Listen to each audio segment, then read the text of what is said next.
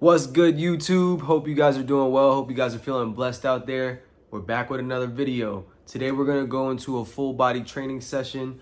We're going to go through the flow, something similar you've seen in a previous video as far as going through the warm-up, then going into power or speed, then going into our main lifts, then we'll go into the subsequent main lifts, the accessory and pump work, some core work, and that's it. Let's get right into it. Also for this workout, kept the volume fairly low. I'm gonna probably keep it at this realm or this range for some time, just as I'm getting myself acclimated. And even as I am acclimated, my schedule is picking up and things of that nature. And like I've mentioned in previous videos, working out is a stressor, so I don't need to overload myself to where I can't recover. So I was pretty much in and out. It was like a 50-minute session. The last like 3 weeks or so, I've been battling what I thought was like a respiratory infection, but I think it's just maybe seasonal allergies that I've experienced for the first time in my entire life. I felt really like a head cold, a lot of congestion, really sore throat. Didn't have like a fever, didn't have body aches, but fatigue, congestion was definitely up there, and it just wouldn't subside. I'd go through a couple days where I'm like, oh, I feel like I can lift and move and do whatever I normally do. And then it'd come down to like, okay, you might actually be a little bedridden for a day rest. And it was going up and down like that. I was staying inside for the most part like I normally do. I just work in my spot, go to coffee shops here and there, but still by myself, so that's kind of where what you're gonna see as far as from like a volume perspective. I did no more than 3 sets for most of the movements, and I kept it in and out. All right, so not shown right now in the video is the warm-up, but I've showed you in a previous video. It's like a tried and true for me. It gets my body warm. It honestly gives me a good indicator of how I'm gonna feel, like how sore I feel while doing that warm-up before I go into it. But because I've been keeping it light for weeks, I've just been getting some movement here and there, been trying to move even outside and get some sun. But back to the point, as far as the warm-up, it's just the same general stuff. Some scorpions or prone cross kicks, however you want to call it. I'll go into rollover V's. I go into my favorite stretch, the world's greatest stretch. It's basically just an inchworm going into a push-up and then going into like a Spider-Man position and then getting some rotation as well. Then from there, I got some leg swings in, kind of mixing it up, a little bit more track background with that. I did some skips right after, and then now we can go into more of the power speed section, which is just plyos for me.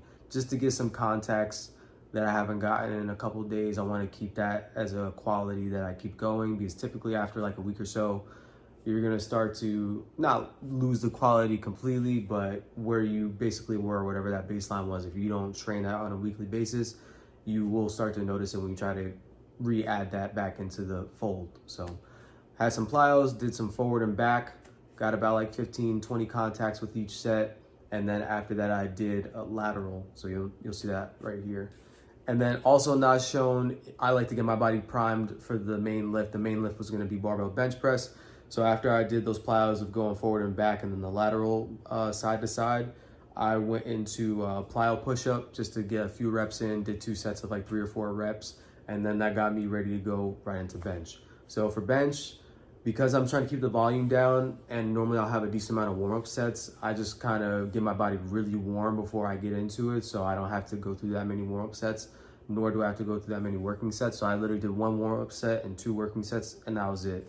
So you'll see I'm going from the first set, knocking out 155 for about 5 reps. Second set, we went to 195, and then the second and final working set, the third set in total, we went to 235 for 5. Felt pretty good, and I was honestly happy with that because prior to the infection or allergies or whatever I was dealing with, I was working up to about 255 or 265 for about 3 to 5, and that's fairly heavy for me. I've never really had like a heavy max for squat, bench, or deadlift. I rarely even have had a history of doing 1 rep maxes. It's just something that I haven't found a liking to. Obviously, there's research and literature to it. Of course, just being a bro and wanting to train and like seeing what your maximum weight is, of course, that happens maybe on the journey to your 3 rep max or whatever the case is, but it's never been a crazy priority.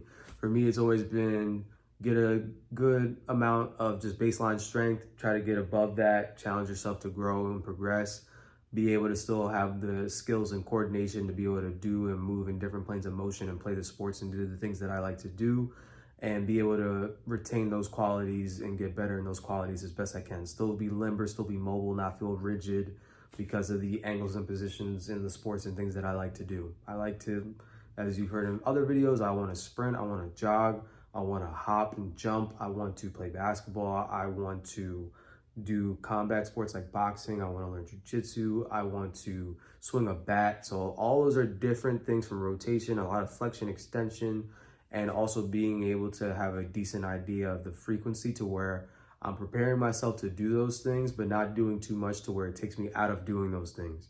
So all that to say, I ain't the biggest, strongest person. I don't got like a 500-pound thing, but I feel strong and great with where I'm at right now.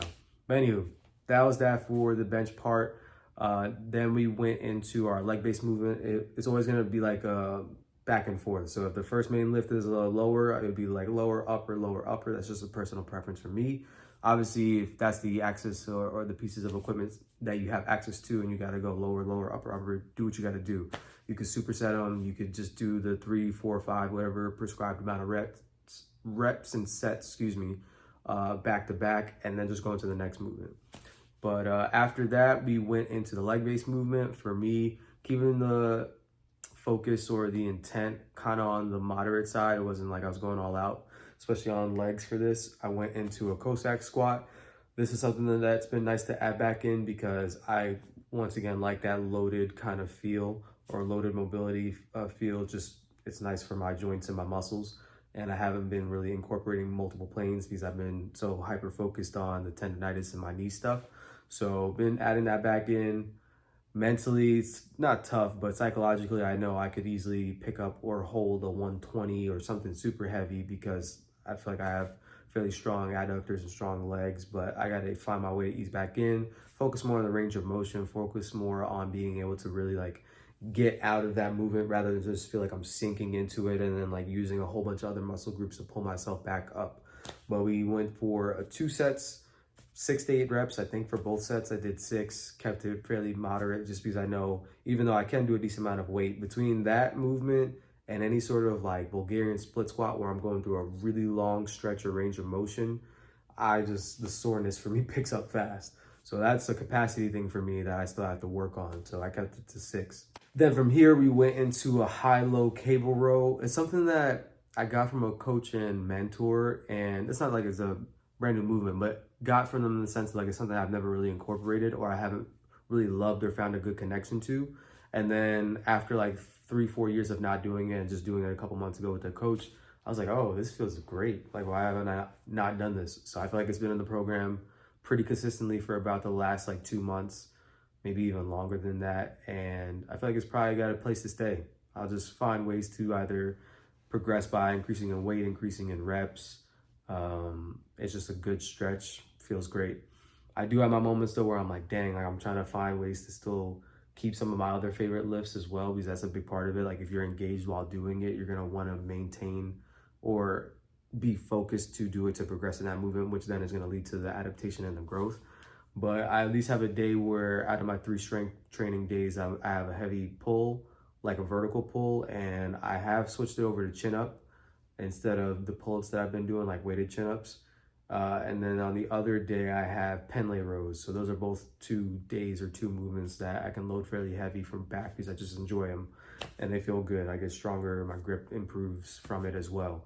But for this one, we did high-low cable row, went for about 8 reps, same thing, 2 sets in and out. I think we went to maybe like 2 or 3 stacks, like right below the bottom. So it was fairly heavy, but I was just more so focused on the contraction and the stretch. Then from here, we went into leg press calf raises. Definitely a movement that I enjoy but don't enjoy. Calves for me are very underdeveloped and I have to really focus on them because I feel like it's one of those things where there's no magic pill or formula or missing link. But as far as the rehab and still making sure that I build the surrounding muscles and supporting muscles to around the knee, of course, training calves in your feet are going to be very important. They're very much the wheels of this. Before I can get the engine and everything all going and all this coordination and things like that, I definitely need to continue to build strength in that. And I feel like that can help me become more robust and resilient. So had this for about 2 sets. And I know it's something I still need to work on because knowing the information and knowing the stuff I give to my clients, I always got to be able to do it myself and implement it in my own training. One, just keeping myself healthy, but at the same time, I can't be pushing all that stuff and I can't do it. But at the same time, I'm human. I'm not going to be 100% perfect at everything. I'm continuing to work on qualities that are weak. So like I said, that is one thing for sure that I'm continuing to work on. And I want to get to a point where can I complete like a single leg calf raise body weight for 30? I can, but I know by 20 I'm fatiguing, and I'm like, okay, the more I build that quality and I can get to 30 without thinking about it. And like when I mean 30, like a quality 30, not where like your body starts to shift forward and you're utilizing the wall and pushing off the wall, or you're not rocking, or you know, you're not just pumping through it, and you can actually stay on like a 1 second up, 1 second down kind of cadence. But yeah, anywho, definitely a good time to incorporate that. My second leg-based movement, went for about 12 to 15 reps for that. Kept it fairly moderate for the weight. I was just more so focused on just the mobility and getting the range of motion in like the dorsiflex position, and then getting all the way to the plantar flex position. And now we've gotten through the majority of the main lifts and movements, and we're starting to get into those smaller muscle groups. We're in that back half of the last like 10 to 12 minutes of the session. This is where the core work came in. I definitely love this bench overhead crunch. It's one of those, like, it feels like a hollow hold position almost, to where like, pretend like you were like lying on the ground and you have your like your biceps in line with your ears, like behind your like right in line, and then your shoulder blades are off the ground, and then your feet are off the ground as well. It gives that same feel, but you get to work through a longer range of motion, which feels really nice. So it's like, I'll have myself position as you'll see like on the bench, and I'm really focused on getting that nice extension that I may not always get through a majority of the movements that I do. And it's really nice for like my like thoracic region, and of course with the weight it also helps as well. And then as I come back up, I'm not super focused on just like trying to bring my entire like cervical area or upper torso to like my knees. I'm more so just thinking like of folding like an accordion, of thinking of bringing like the upper part of my torso or trunk towards my legs, if you will. And you'll kind of just see it's like that hollow hold position, like I said, like rocking forward, like more like elongated than it would be just like if I was doing a toe touch, where I'm like trying to just bring my shoulder blades off the ground and go to like touch my feet or my legs. So it's a movement I enjoy. Same thing or same theme. You'll notice the reps are starting to creep up because we're at that back half of the session. Same thing, 12 to 15 reps on this, 10 to 15 reps on this. I think I was around like 10 to 12 for 2 sets, done. And then favorite, of course, at the end, pump. We, went through tricep extension, overhead tricep extension. This is always a great stretch for me. And fortunately, I found 2 ropes to where I can elongate it and get a really good stretch. It's fine if you have just the rope or even the straight bar, but it's just a preference of mine. It feels really nice for the elbows and the wrist. And then finished out with some alternating dumbbell curls. I knew I could have went up a little bit more. I think I only had, they were taken. I did 40 and 35 pounds. I ended up going down because I'm like, I know I could do the 40s. But like I said, I'm still trying to ease into this, these mentally, like, I'm like, all right, no congestion. I'm like, this is the, barrier for 3 weeks. I can go right back to where I was. And that's something that I even have to remind myself, even though I talk about it to clients all the time. Trust me, I do the same things and go through the same thing. But that was basically the session, just giving you another idea of how they look, how you can start to implement certain things for yourself, and just how you see the flow. And that's really all I got. We'll definitely bring in another one. The third main day for me is going to incorporate Zercher squats. So I think you've seen it before in one of the other, you have in one of the other full body training sessions. So I'm gonna try to bring you guys along for the trap bar deadlift session. That one is another solid one, but those are like my 3 main lift days. I still will incorporate legs in all 3 days. I'll incorporate an upper body push, a hinge in all of those days, upper body pull in all 3 of those days. But as far as like that main lift, that's the first one for these blocks. Currently, it's trap bar deadlift. It's actually staggered now. Barbell bench press, which is the one you're seeing today. And then the other day is the Zercher squat. So that's all I got. Like, comment, subscribe, leave comments, any questions.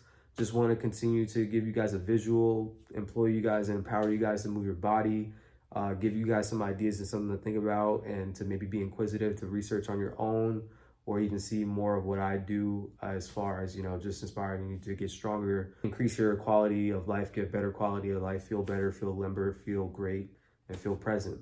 But again, appreciate you guys for watching. Again, like, comment, subscribe, and I'm gonna catch y'all next time. Peace.